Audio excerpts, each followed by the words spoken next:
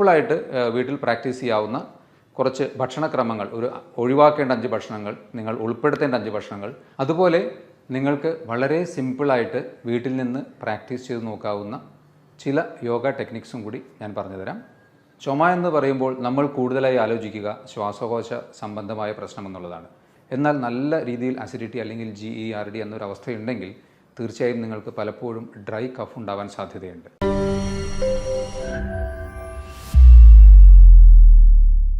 Hello friends, ഞാൻ doctor Abhiram.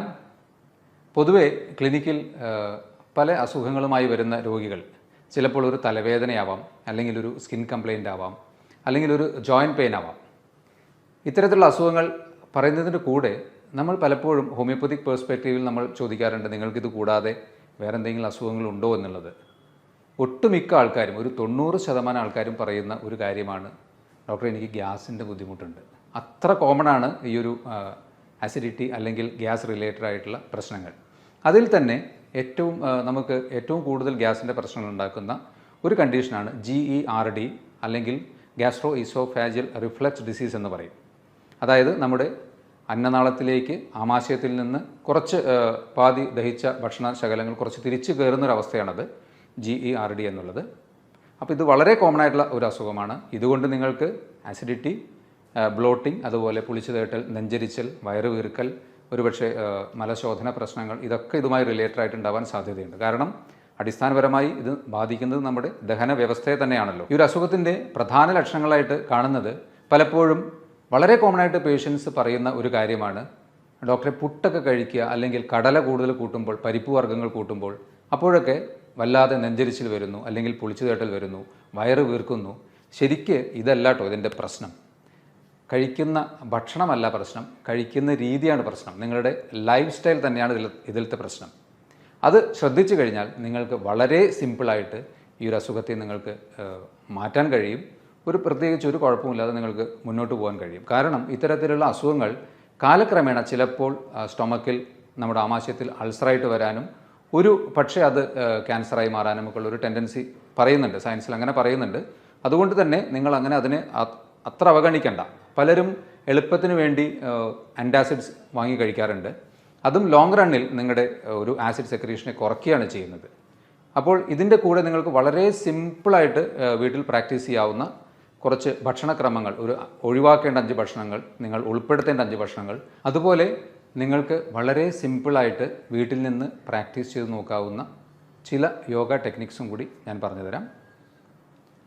ഇതിൻ്റെ ലക്ഷണങ്ങളിൽ നിങ്ങൾ ഒരുപക്ഷെ ശ്രദ്ധിക്കാതെ പോകാവുന്ന ചില കാര്യങ്ങൾ ഞാൻ പറയാം. ഒന്ന്, ഒരു ഡ്രൈ കഫാണ്. ചുമ എന്ന് പറയുമ്പോൾ നമ്മൾ കൂടുതലായി ആലോചിക്കുക ശ്വാസകോശ സംബന്ധമായ പ്രശ്നം എന്നുള്ളതാണ്. എന്നാൽ നല്ല രീതിയിൽ അസിഡിറ്റി അല്ലെങ്കിൽ GERD എന്നൊരു അവസ്ഥയുണ്ടെങ്കിൽ തീർച്ചയായും നിങ്ങൾക്ക് പലപ്പോഴും ഡ്രൈ കഫ് ഉണ്ടാവാൻ സാധ്യതയുണ്ട്. അതുപോലെ തന്നെ തൊണ്ടയിൽ എന്തെങ്കിലും തടഞ്ഞു നിൽക്കുന്ന പോലത്തെ ഒരു ഫീലിംഗ്, ഒരു വെള്ളം ഇറക്കുമ്പോഴോ അല്ലെങ്കിൽ ഇവിടെ മേലോട്ട് എന്തെങ്കിലും ഒരു തള്ളി വരുന്ന പോലത്തെ ഒരു ഫീലിംഗ്, ഇതെല്ലാം ഈ ഒരു GERDയുമായിട്ട് ബന്ധപ്പെട്ട് അല്ലെങ്കിൽ എക്സ്ട്രാ അസിഡിറ്റിയുമായി ബന്ധപ്പെട്ട് സംഭവിക്കാൻ സാധ്യതയുണ്ട്. ഇത് കൂടാതെ ചില അവസരങ്ങളിൽ ചിലരെങ്കിലും അനുഭവിച്ചിരിക്കാൻ സാധ്യതയുള്ള ഒരു ലക്ഷണമാണ് നെഞ്ചുവേദന അല്ലെങ്കിൽ അഞ്ചൈന. ഹാർട്ട് അറ്റാക്കിന് വളരെ സമാനമായ ഒരു ലക്ഷണം. ശരിക്കും നെഞ്ച് നമുക്ക് കൂട്ടിപ്പിടിക്കുന്ന പോലത്തെ ഒരു തോന്നലുണ്ടാകാം. ഇതും പലപ്പോഴും അസിഡിറ്റി കൊണ്ട് അല്ലെങ്കിൽ ഗ്യാസ്ട്രൈറ്റിസ് മൂലം ഉണ്ടാകാൻ സാധ്യതയുണ്ട്. ഇതിൽ നമുക്ക് നെഞ്ചുവേദന ശരിക്കും ഹാർട്ടിൻ്റെ ആണോ അല്ലെങ്കിൽ ഈ ആമാശയത്തിൻ്റെ അസിഡിറ്റി പ്രശ്നം കൊണ്ടാണോ എന്ന് തിരിച്ചറിയാൻ സിമ്പിളായിട്ട് നിങ്ങൾക്ക് ഒന്ന് ആലോചിച്ച് നോക്കാവുന്നത്, പൊതുവേ അസിഡിറ്റി റിലേറ്റഡ് ആയിട്ടുള്ള നെഞ്ചുവേദനയാണെങ്കിൽ നമ്മൾ ശ്വാസം എടുക്കുമ്പോൾ ഇവിടെ ഒരു കാച്ചി പെയിൻ ഉണ്ടാവും. നമ്മുടെ ഈ ഹാർട്ടിൻ്റെ റീജിയനിൽ ഒരു കാച്ചി പെയിൻ ഉണ്ടാവും ലെഫ്റ്റ് സൈഡിൽ. അതുപോലെ മൂവ് ചെയ്യുമ്പോഴൊന്നും ഈ പെയിൻ അധികമായി വർദ്ധിക്കുന്നതായിട്ട് തോന്നില്ല. എന്നാൽ ഹാർട്ടിൻ്റെ പ്രശ്നമാണെങ്കിൽ നമുക്ക് നടക്കാനോ അല്ലെങ്കിൽ ഒന്ന് അങ്ങോട്ടും ഇങ്ങോട്ടൊക്കെ മൂവ് ചെയ്യുമ്പോൾ തന്നെ അധികമായൊരു കാച്ചി പെയിൻ കൂടാം. ഇതതിനെ ഡിഫറൻഷ്യേറ്റ് ചെയ്യാനുള്ള ഒരു ചെറിയൊരു കാര്യമാണ് പറഞ്ഞത്. അതിനെ മാത്രം ഡിപ്പെൻഡ് ചെയ്യരുത്, പെട്ടെന്ന് നമുക്ക് അങ്ങനെ ആലോചിച്ച് നോക്കാവുന്നതാണ്. ഇതിൻ്റെ ഈ GERD അല്ലെങ്കിൽ ജനറൽ ആയിട്ടുള്ള ഗ്യാസ്ട്രൈറ്റിസോ അല്ലെങ്കിൽ അസിഡിറ്റിയുടെയോ കാരണങ്ങൾ നമ്മൾ നോക്കുകയാണെങ്കിൽ പ്രധാനമായും 3 കാര്യങ്ങളാണ് പറയാനുള്ളത്. ഒന്ന്, പുവർ ക്ലിയറൻസ്, അതായത് നമ്മുടെ ആമാശയത്തിൽ നിന്ന് ദഹിച്ച ഭക്ഷണങ്ങൾ ചെറുകുടലിൻ്റെ ഭാഗത്തേക്ക് മൂവ് ചെയ്യുന്നതിനുള്ള കാലതാമസം. ശരിക്ക് ഭക്ഷണം കഴിച്ച് 2 മുതൽ 4 മണിക്കൂറിനുള്ളിൽ ആമാശയത്തിൽ നിന്ന് ഒരു 90% ഭക്ഷണവും അടുത്ത ഏരിയയിലേക്ക് ചെറുകുടലിൻ്റെ ഭാഗത്തേക്ക് മൂവ് ചെയ്തിട്ടുണ്ടാവും. ആദ്യത്തെ ഒരു 2 മണിക്കൂർ കഴിഞ്ഞാൽ 60% കൂടുതൽ അത് എം ടി ആയിട്ടുണ്ടാവും. പിന്നീട് ഒരു 4 മണിക്കൂറിന് ശേഷം നോക്കുകയാണെങ്കിൽ 10% താഴെയേ ഭക്ഷണ പദാർത്ഥങ്ങൾ അവിടെ ഉണ്ടാകുകയുള്ളൂ. അപ്പോൾ ഈ ഡിലേഡ് എംറ്റിയിങ്ങിൻ്റെ കാരണങ്ങളായി പറയാവുന്നത്, ഒന്ന് അമിതമായ ഭക്ഷണം. നമ്മുടെ മനസ്സ് പറയുന്നു പോരാ, പക്ഷേ ശരീരത്തിന് ഓൾറെഡി അത് മതിയായി കഴിഞ്ഞു. അത് നമ്മുടെ മനസ്സിനെ മാത്രം ഡിപ്പെൻഡ് ചെയ്ത് നമ്മൾ ഒരുപാട് ഭക്ഷണം കഴിക്കുന്ന ശീലം വരുമ്പോഴാണ് ഈ ആമാശയത്തിൽ നിന്ന് ആ ഒരു ദഹന പ്രശ്നം കൂടുതലായും ഉണ്ടാകുന്നത്.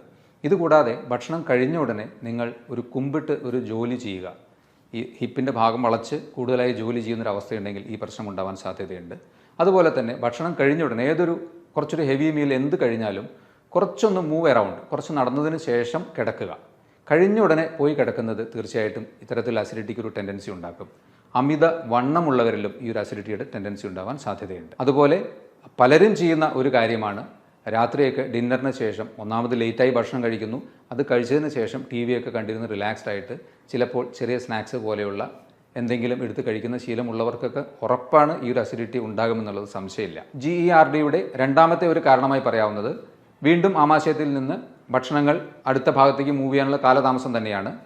ഇത് പക്ഷേ ഗ്യാസ്ട്രോ പാരസിസ് എന്ന ഒരു കണ്ടീഷൻ മൂലം, അതായത് ആമാശയത്തിൻ്റെ മസ്കുലർ ആക്ടിവിറ്റി കുറച്ച് കുറഞ്ഞത് മൂലം, അതിന് ചിലപ്പോൾ മറ്റ് കാരണങ്ങളുണ്ടാകാം. ഒരു ഡയബറ്റീസ് പോലെയുള്ള അസുഖമുണ്ടെങ്കിലോ, പ്രഗ്നൻസിയിൽ നമ്മൾ ആ ഒരു ലാസ്റ്റ് ട്രൈമസ്റ്ററിലേക്കൊക്കെ എത്തുമ്പോൾ വയറിൽ അധികമായ പ്രഷർ മേലോട്ട് തള്ളുന്നത് മൂലം അത്തരത്തിലൊരു പ്രശ്നമുണ്ടാവാൻ സാധ്യതയുണ്ട്. ചില ഡീജനറേറ്റീവ് ഡിസീസസ്, പ്രത്യേകിച്ച് പാർക്കിൻസൺസ് പോലെയുള്ള അസുഖങ്ങളിലൊക്കെ മസ്കുലർ ടോൺ ഇത്തിരി കുറയുന്നത് കൊണ്ടും ഇതുണ്ടാകാം. ഹൈപ്പോതൈറോയിഡിസം, തൈറോയിഡ് ഫംഗ്ഷൻ്റെ ഒരു ഡിലേഡ് ആയിട്ടുള്ള അല്ലെങ്കിൽ കുറഞ്ഞ ആക്ടിവിറ്റി കാരണം, ശരിക്കും പറഞ്ഞാൽ നമ്മുടെ ബവൽസിനെ അല്ലെങ്കിൽ കുടലിനെയൊക്കെ നിയന്ത്രിക്കുന്ന ഒരു പ്രധാന ഹോർമോണാണ് തൈറോയ്ഡ് ഹോർമോൺ. അതിൻ്റെ ഡെഫിഷ്യൻസി ഒരു കാരണമാവാം. അല്ലെങ്കിൽ ചില കാര്യമായ മെഡിസിൻസ് കഴിക്കുന്നവർ, ആൻറ്റി ഡിപ്രസൻസ് പോലെ കഴിക്കുന്നവരിലൊക്കെ ഈ ഒരു കാലതാമസം സ്റ്റൊമക്കിൽ നിന്ന് അടുത്ത ഭാഗത്തേക്ക് മൂവ് ചെയ്യാൻ ഉണ്ടാകാം. മൂന്നാമത്തെ കാരണമായി പറയാവുന്നത് ആമാശയത്തിൽ അധികമായ ആസിഡ് പ്രൊഡക്ഷൻ. അതിൽ സംശയമേ വേണ്ട, ഏറ്റവും പ്രധാനപ്പെട്ട കാരണം നമ്മുടെ ഭക്ഷണം തന്നെയാണ്. 5 ഭക്ഷണക്രമങ്ങൾ നിങ്ങൾ പറ്റുമെങ്കിൽ പൂർണ്ണമായി ഒഴിവാക്കുക. അതുപോലെ 5 നല്ല ഭക്ഷണങ്ങൾ ഉൾപ്പെടുത്തുക. അതിൽ ഒഴിവാക്കേണ്ട ഭക്ഷണങ്ങളിൽ ആദ്യത്തേത് ഫാറ്റി ഫുഡാണ്. അതിൽ വെജിറ്റബിൾ ഫാറ്റായാലും നോൺ വെജിറ്റേറിയൻ ഫാറ്റായാലും, പ്രത്യേകിച്ച് ഫ്രൈഡ് ആയിട്ടുള്ള ചിക്കൻ, ബീഫ്, പോർക്ക്, ഫിഷ് ഇതെല്ലാം മാക്സിമം ഒഴിവാക്കുക. ചീസ്, ബട്ടർ അല്ലെങ്കിൽ അധികമായ നെയ്യ് ഇത്തരത്തിലുള്ളതും മാക്സിമം ഒഴിവാക്കുക. വറുത്തതും പൊരിച്ചതുമായിട്ടുള്ള പുറമേ നിന്ന് വാങ്ങിക്കുന്ന ജങ്ക് ഫുഡ് പോലത്തെ കംപ്ലീറ്റ് ഒഴിവാക്കുക. സിമ്പിളായിട്ട് പറഞ്ഞു കഴിഞ്ഞാൽ ഫ്രൈഡ് ഐറ്റംസും അധികമായ ഫാറ്റും മാക്സിമം ഒഴിവാക്കുക. രണ്ടാമത്തെ ഭക്ഷണം ഒഴിവാക്കേണ്ടത് കഫീൻ ഉൾപ്പെട്ടത്, അതിൽ ചായയും കാപ്പിയും മാക്സിമം ഒഴിവാക്കുക. വളരെ അത്യാവശ്യം നിങ്ങൾ കുടിച്ച് അത്ര ശീലം ഉള്ള ഒരു വ്യക്തിയാണെങ്കിൽ ഒഴിവാക്കാൻ ശ്രമിച്ചിട്ട് പറ്റുന്നില്ലെങ്കിൽ മാത്രം 1 or 2 ചായ കുടിക്കുക.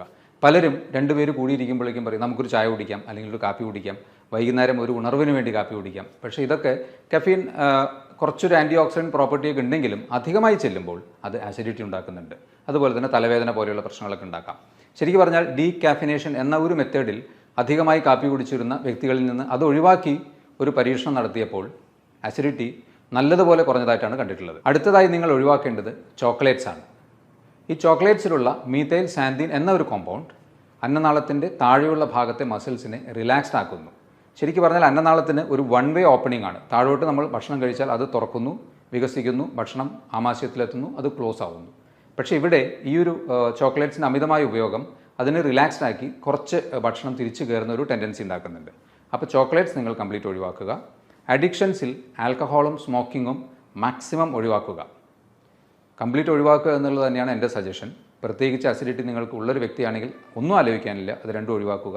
ഇതിനും ഇതേപോലെ ഒരു ലോവർ ഈസോഫാജൽ അന്നനാളത്തിൻ്റെ താഴെയുള്ള ഭാഗത്ത് റിലാക്സ് ചെയ്യിക്കുന്ന ഒരു ടെൻഡൻസിയാണ്. അഞ്ചാമത്തേത് സിട്രസ് ഫ്രൂട്ട്സ് ആണ്, അതായത് പുളിരസം കൂടുതലുള്ള ഭക്ഷണങ്ങൾ. അതിൽ തീർച്ചയായും ഒരു അസിഡിക് ടെൻഡൻസി കൂടുതലുണ്ടാകുമല്ലോ. നാരങ്ങ, ഓറഞ്ചൊക്കെ പൊതുവേ നല്ലതാണെങ്കിലും അധികമായി കഴിക്കുന്നത് അസിഡിറ്റി ഉണ്ടാക്കാനുള്ള സാധ്യതയുണ്ട്. അതുകൊണ്ട് തന്നെ അസിഡിറ്റി കൂടുതലുള്ളവർ അത്തരത്തിൽ കൂടുതൽ പുളിരസമുള്ള ഭക്ഷണങ്ങൾ മാക്സിമം ഒഴിവാക്കുക. ഈ 5 കാര്യങ്ങൾ നിങ്ങൾ നിർബന്ധമായിട്ടും നല്ലൊരു അസിഡിറ്റിയും അത് മാറണമെന്ന് ആഗ്രഹിക്കുന്ന ഒരു വ്യക്തിയുമാണെങ്കിൽ ഒഴിവാക്കണമെന്നാണ് എൻ്റെ സജഷൻ. ഇനി 5 ഭക്ഷണങ്ങൾ നിങ്ങൾ ഉൾപ്പെടുത്തേണ്ടതിൽ ഒന്നാമത്തേത് ജിഞ്ചർ അഥവാ ഇഞ്ചിയാണ്. ഇഞ്ചിക്ക് മോർ ഓഫ് ഒരു ആൽക്കലൈൻ പ്രോപ്പർട്ടിയാണ്. അപ്പോൾ നിങ്ങൾക്ക് ഇഞ്ചി നല്ല അസിഡിറ്റിയുള്ള സമയത്ത് ചെറിയ കഷ്ണം കടിച്ച് ചവച്ചിറക്കുന്നതുകൊണ്ട് കുഴപ്പമില്ല. ജിഞ്ചർ ഉൾപ്പെട്ട ചെറിയ ലൈറ്റായിട്ടുള്ള ചായ കുടിക്കുന്നതുകൊണ്ട് കുഴപ്പമില്ല. അല്ലെങ്കിൽ 1 or 2 സ്പൂൺ ഇഞ്ചി നീരെടുത്ത് അതിൽ കുറച്ച് തേനൊക്കെ ചേർത്ത് കഴിക്കുന്നതും തീർച്ചയായിട്ടും അസിഡിറ്റി കുറയ്ക്കാൻ നന്നായിരിക്കും. 2, ഓട്ട്മീൽ. ഓട്സ് അടങ്ങിയ ഭക്ഷണങ്ങൾ അത്യാവശ്യം നിങ്ങളുടെ നൈറ്റിലോ അല്ലെങ്കിൽ ബ്രേക്ക്ഫാസ്റ്റിലൊക്കെ അധികമായി പഞ്ചസാരയും ചേർക്കാത്ത രീതിയിൽ, അധികമായി ഉപ്പോ പഞ്ചസാരയും ചേർക്കാതെ കുറച്ച് ഉപയോഗിക്കുന്നത് ഒരു അസിഡിറ്റി നിയന്ത്രിക്കുന്നതിന് നല്ലതായിരിക്കും. 3-മതായിട്ട് യോഗേർട്ട് അല്ലെങ്കിൽ പ്രോബയോട്ടിക്സ് ആണ്. ഇതിലുള്ള നല്ല ബാക്ടീരിയകൾ നമ്മുടെ ശരീരത്തിലെ ഡൈജഷനെ എൻഹാൻസ് ചെയ്യിക്കും തീർച്ചയായിട്ടും. അതുകൊണ്ട് തൈര്, മോര് ഇതൊക്കെ തീർച്ചയായും നിങ്ങളുടെ ഉച്ചഭക്ഷണ സമയത്തെങ്കിലും കുറച്ചെങ്കിലും കൂട്ടി ശീലിക്കുക. ഞാൻ 4-മത്തത് ആദ്യം ഒരു കാര്യം പറഞ്ഞു, ഫാറ്റ് മാക്സിമം ഒഴിവാക്കാൻ. പക്ഷേ നമുക്ക് അങ്ങനെ പ്രോട്ടീൻ ഉൾപ്പെട്ട ഭക്ഷണങ്ങൾ കംപ്ലീറ്റ് ഒഴിവാക്കുമ്പോൾ നമുക്ക് ചിലപ്പോൾ ഡെഫിഷ്യൻസി വരാൻ സാധ്യതയുണ്ട്. അപ്പോൾ അതിന് നിങ്ങൾക്ക് ഉപയോഗിക്കാവുന്നത് ലീൻ പ്രോട്ടീൻ അഥവാ ഗ്രിൽഡ് പ്രോട്ടീൻ ഭക്ഷണങ്ങളാണ്. അതിൽ നോൺ വെജ്, ഫിഷ് അല്ലെങ്കിൽ ചിക്കനൊക്കെ കുറച്ച് മോഡറേറ്റ് ആയിട്ടുള്ള എമൗണ്ടിൽ ഗ്രിൽഡായിട്ട് ഉപയോഗിക്കുന്നത് നിങ്ങൾക്ക് ഡെഫിഷ്യൻസി വരാതെയും നിങ്ങൾക്ക് ആസിഡിറ്റി വരാതെയും നിങ്ങൾക്കത് ഉപകാരപ്പെടും. ഓക്കെ. 5-മത്തേത് ഫ്രൂട്ട്സ് ആൻഡ് വെജിറ്റബിൾസ് ആണ്. അതിൽ ഏറ്റവും ഈസിലി നമുക്ക് അവൈലബിൾ ആയിട്ടുള്ള നേന്ത്രപ്പഴം പോലെയുള്ള പഴങ്ങൾ, ആപ്പിൾ അല്ലെങ്കിൽ തണ്ണിമത്തൻ, ഇതൊക്കെ ഒരു മോഡറേറ്റ് ലെവലിൽ, ഓക്കെ, അധികമായി കഴിക്കുന്നത് ഏതും ദോഷമാവുകയുള്ളൂ. ഇതൊക്കെ ഒരു മോഡറേറ്റ് ലെവലിൽ കഴിക്കുന്നത് തീർച്ചയായിട്ടും നന്നായിരിക്കും.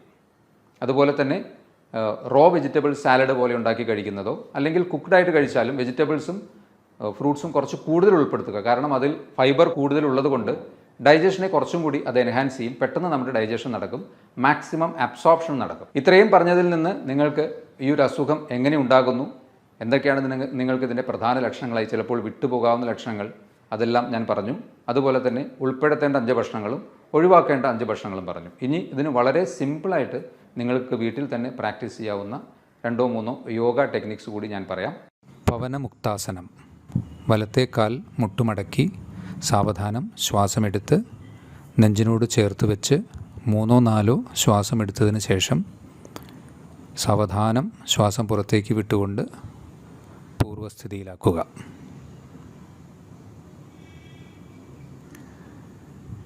ഇതുപോലെ തന്നെ ഇടത്തെ കാലിലും സാവധാനം മുട്ടുമടക്കി നെഞ്ചിനോട് ചേർത്ത് വെച്ച് ശ്വാസമെടുത്ത് 3-4 നോർമൽ ശ്വാസമെടുത്ത് വിടുക.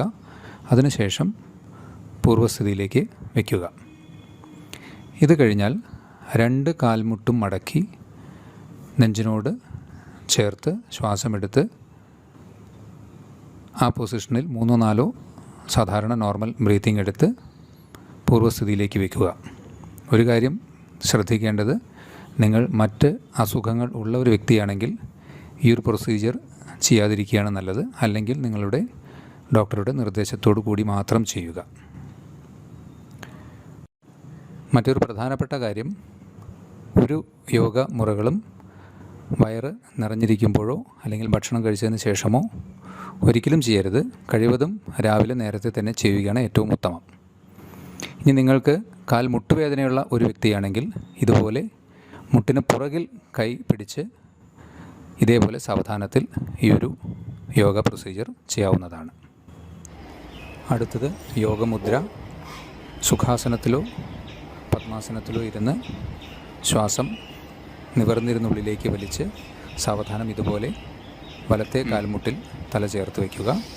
പിന്നിലേക്ക് ശ്വാസം എടുത്തതിന് നിവർന്നതിന് ശേഷം ഇതേ പ്രൊസീജിയർ ഇടത്തെ കാലിലും ആവർത്തിക്കുക. അതിനുശേഷം ശ്വാസം ഉള്ളിലേക്കെടുത്ത് ശ്വാസം പുറത്തേക്ക് വിട്ടുകൊണ്ട് 3-മതായി നടുവിലേക്ക് ഇതേ പ്രൊസീജിയർ ആവർത്തിക്കുക. കൈകൾ പുറകിൽ ഇതുപോലെ ചേർത്ത് വയ്ക്കേണ്ടതാണ്.